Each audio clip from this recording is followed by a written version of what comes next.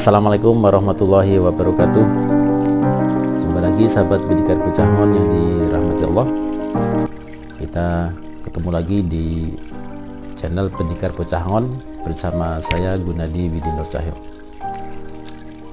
Nah, sahabat Pendikar Pecangon, pada beberapa hari belakangan ini di Padang hampir setiap hari diguyur hujan, dan pagi ini pun juga di Kota Padang diguyur hujan juga sejak tadi malam. Nah, maka pada episode ini saya mengajak sahabat Pendikar Pecangon untuk belajar. Mari kita mengambil hikmah dari hujan yang sebagaimana yang diajarkan, bahwa hujan adalah rahmat. Rahmat yang bagaimana yang bisa dibawa oleh hujan ini? Nah, sahabat Pendikar Pecangon, hujan sebagai rahmat sebetulnya atau ternyata bukan saja karena dari air hujan itu maka Allah menumbuhkan tanaman atau tumbuh-tumbuhan dan menghidupi seluruh makhluk. Jadi tidak hanya sekedar untuk sumber kehidupan,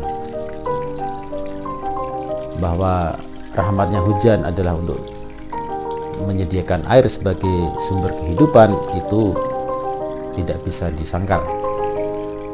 Tetapi kita juga perlu belajar lagi nikmat-nikmat apa atau hikmah-hikmah apa saja yang bisa kita rasakan, bisa kita nikmati dari curahan hujan ini. Nah, sedikit kita belajar tentang sejarah, sahabat. Ketika menjelang terjadinya Perang Badar. Perang Badar ini merupakan perang besar pertama antara pasukan Muslim dan pasukan beriman dan pasukan kafir yang terjadi setelah Rasulullah hijrah. Kejadian ini berlaku di malam sebelum terjadinya Perang Badar. Ketika itu pasukan Muslim bertemu dengan pasukan kafir di lembah Badar, di mana pasukan Muslim sebetulnya tidak ada persiapan untuk perang, karena tujuan mereka, tujuan Rasulullah dan para sahabat yang lain dari kaum Muhajirin dan juga ada juga dari kaum Ansor, pergi ke Mekah.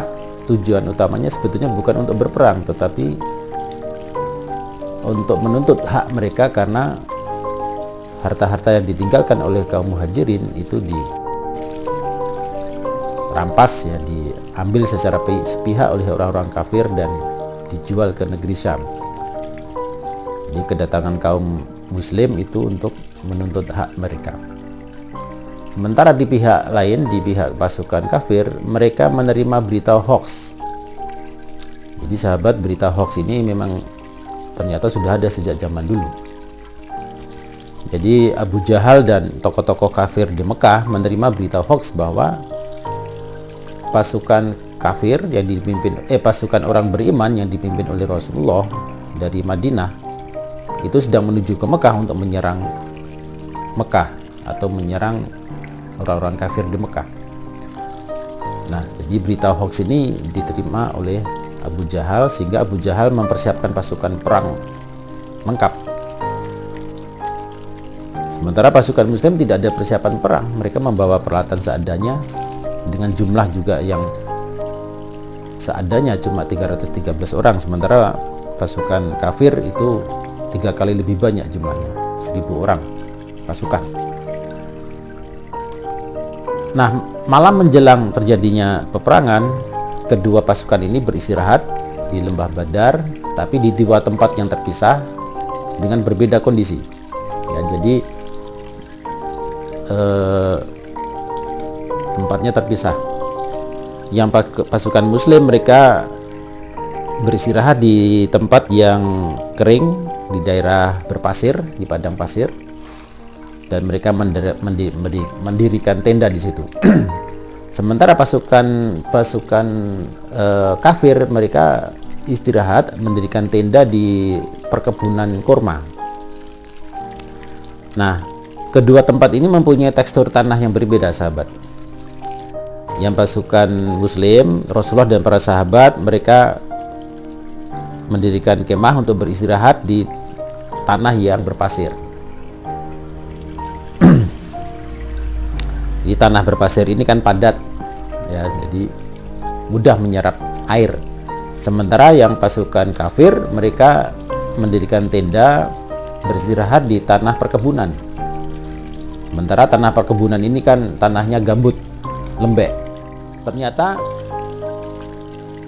dari situlah Allah menyelamatkan pasukan Muslim.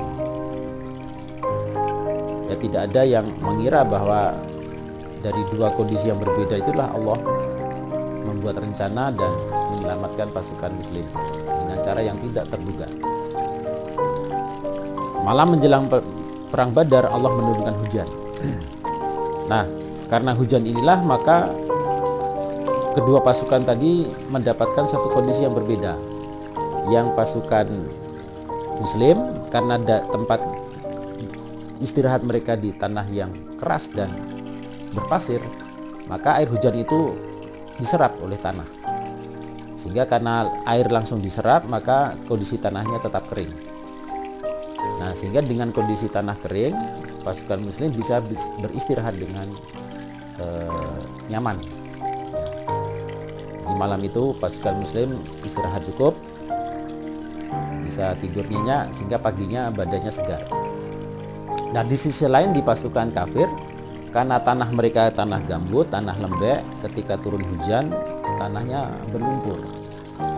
Sehingga karena kondisi tanah berlumpur tidak nyaman untuk istirahat. Ya, tidak nyaman untuk tidur, sehingga pasukan kafir ini banyak yang tidak bisa istirahat, kurang tidur. Sehingga karena kurang tidur, paginya masih banyak yang ngantuk, badan kurang segar. Nah, walaupun mungkin ini sederhana, simple, tetapi ini sangat berpengaruh, sahabat. Bagaimana dua kondisi pasukan, yang satu pasukannya jumlahnya banyak besar, yang satu pasukannya kecil, tetapi karena yang pasukan kecil ini cukup istirahat, maka badan mereka bugar. Sementara yang pasukannya jumlahnya 1000 orang, karena kurang istirahat, kondisi badannya kurang bugar. Nah, inilah salah satu cara Allah untuk menyelamatkan pasukan Muslim pimpinan Rasulullah dan memenangkan dari pasukan kafir tersebut. Nah, dalam kisah ini maka kita bisa mengambil pelajaran. Disitulah letak hujan sebagai rahmat. Ternyata rahmatnya hujan itu membantu pasukan Muslim untuk memenangkan peperangan dalam perang Badar. Itu strategi Allah. Mungkin Rasulullah dan para sahabat punya satu strategi, tetapi Rasulullah mempunyai strategi yang tidak terduga sama sekali. Dan ini hanya orang-orang tertentu saja yang bisa memahami strategi Allah. Nah, itulah rahmat dari hujan yang Allah turunkan dalam peperangan Badar. Nah, dalam kehidupan sehari-hari ini pun kita juga banyak mendapatkan rahmat dari air hujan ini, sahabat. Jadi kalau misalkan sahabat sedang berdoa dan kemudian turun hujan, bisa jadi turunnya hujan itu merupakan jawaban Allah dari doa kita. Karena hujan itu rahmat, maka ketika kita berdoa turun hujan, bisa jadi dari turunnya hujan ini Allah mengirimkan jawabannya kepada kita. Berarti apa yang kita ucapkan dalam doa kita, apa yang kita doakan itu insya Allah dirahmati oleh Allah. Allah memberikan rahmatnya dan insya Allah akan dikabulkan. Maka salah satu yang diajarkan di dalam yang diajarkan oleh Rasulullah, salah satu waktu mustajab untuk berdoa adalah ketika turun hujan. Jadi ketika turun hujan itu kita berdoa, maka bisa jadi dengan hujan itulah cara Allah untuk mengabulkan doa kita ataupun mengirimkan jawaban bagi kita bahwa apa yang kita doakan itu mendapat rahmat dari Allah. Nah, kita tinggal berusaha dan bersabar untuk bagaimana supaya doa kita diijabah oleh Allah. Nah, itulah sahabat, sedikit ulasan, sedikit pembahasan tentang. Nah, maka dengan fenomena yang banyak terjadi sekarang ini, ketika hujan, khususnya sedang hujan deras, itu banyak terjadi banjir di mana-mana. Termasuk di Kota Padang ini kalau hujan deras, apalagi hujan sampai 2 malam berturut-turut, di banyak tempat itu sering terjadi hujan. Sering terjadi banjir. Lalu apakah karena hujan itu kemudian terjadi banjir? Nah, ini kadang yang perlu kita luruskan. Kalau sahabat berpikir dengan jernih, ya sebetulnya bukan karena hujan itu terjadi banjir. Ya, karena hujan tidak pernah mendatangkan banjir. Hujan itu diturunkan oleh Allah, ketetapan Allah, sunatullah. Maka Allah pasti punya rencana. Dan Allah menurunkan hujan pasti dengan perhitungan. Ya, tidak mungkin Allah menurunkan hujan kok melebihi kapasitas yang bisa ditampung oleh bumi. Ya, Allah pasti sudah perhitungan berapa kemampuan bumi untuk menampung air, maka Allah tidak akan melebihi kapasitas itu. Jadi Allah menurunkan hujan pasti dengan perhitungan. Maka ketika terjadi banjir itu sebetulnya bukan karena hujan. Banjir terjadi karena manusia telah merusak lingkungan alam, sehingga karena alam sudah rusak, sehingga tanah tidak bisa lagi menampung air yang seharusnya bisa tertampung, sehingga air meluap, maka terjadilah banjir. Jadi yang menyebabkan banjir itu bukan hujan, tetapi adalah perilaku kita yang tidak ramah terhadap lingkungan. Karena kita sudah lupa dengan tugas kita sebagai khalifah, yaitu untuk menjaga keseimbangan. Jadi alam sudah tidak seimbang lagi, maka ketika turun hujan terjadilah banjir. Lalu bagaimana dengan banjir yang terjadi di zaman Nabi Nuh alaihissalam? Ya, kisah Nabi Nuh ini yang kita bahas pada episode sebelumnya. Nah, banjirnya Nabi Nuh itu bukan semata-mata karena hujan, sahabat. Ya, sebagaimana yang disebutkan di dalam Al-Quran, Allah menjelaskan tanda-tanda datangnya bencana banjir di zaman Nabi Nuh adalah ketika tanur telah memancarkan air. Nah, tanur ini kan sejenis dapur yang digunakan untuk mencairkan besi atau tembaga. Nah, jadi di situ kan ada menara untuk membuang asap. Nah, ketika tanur itu memancarkan air, maka itulah awal terjadinya bencana banjir atau azab banjir yang menimpa kaumnya Nabi Nuh yang ingkar. Nah, kalau tandanya adalah air yang memancar dari tanur, berarti airnya bukan dari langit, tapi dari dalam bumi. Nah, jadi air yang memancar dari bumi itulah yang kemudian menjadi azab bagi kaumnya Nabi Nuh. Ya, walaupun saat itu terjadi hujan juga, tetapi hujan bukan penyebab utama terjadinya banjir. Nah, kemudian sahabat, kita telah belajar dari rahmat.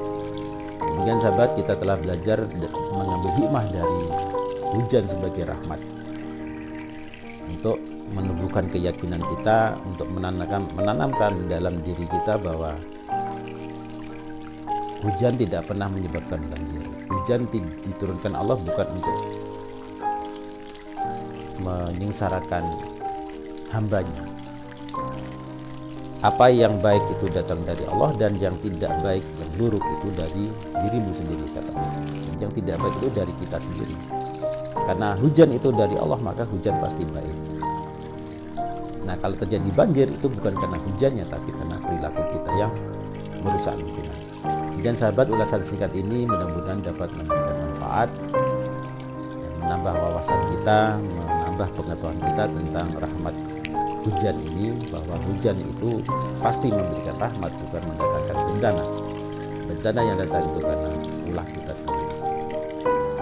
Insyaallah kita jumpa di episode mendatang dengan topik dan kisah yang berbeda, tetap di channel yang sama, di channel Pendidikan Bocah Amon.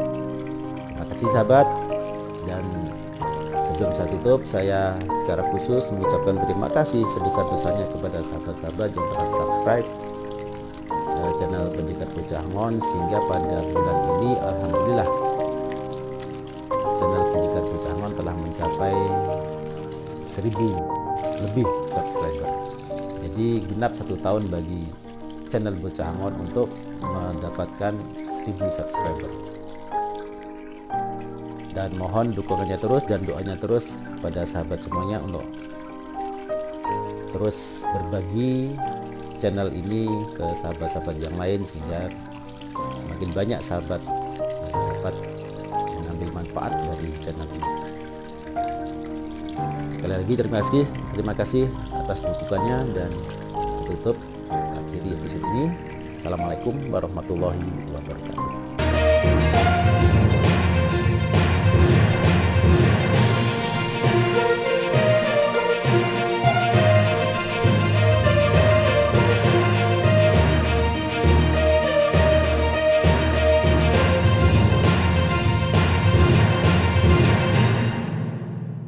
Assalamualaikum warahmatullahi wabarakatuh. Jumpa lagi jahabat.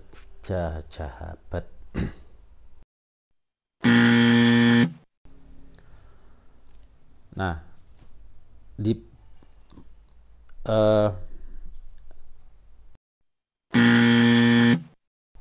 termasuk